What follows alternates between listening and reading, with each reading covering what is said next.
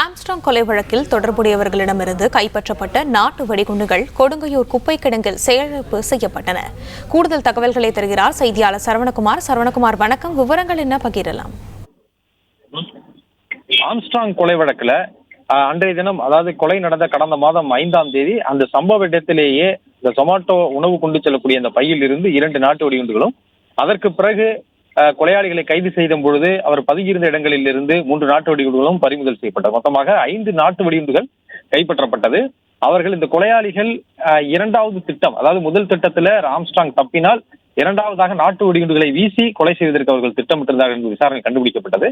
கைப்பற்றப்பட்ட அந்த நாட்டு வெடிகுண்டுகள் நீதிமன்றத்திற்கு சமர்ப்பிக்கப்பட்டு பிறகு காவல் நிலையத்தில் வைக்கப்பட்டிருந்த நிலையில அவற்றை செயலிழக்க செய்யக்கூடிய நடவடிக்கை என்பது தற்போது நடைபெற்று வருகிறது. செம்பியம் போலீசார் கொடுங்கையூர் குப்பை கிடங்கு அருகே ஆள் நடமாட்டம் இல்லாத அந்த பகுதியில தற்பொழுது இந்த நாட்டு வெடிகுண்டுகளை செயலிழக்கும் பணியில ஈடுபட்டிருக்கிறார்கள்.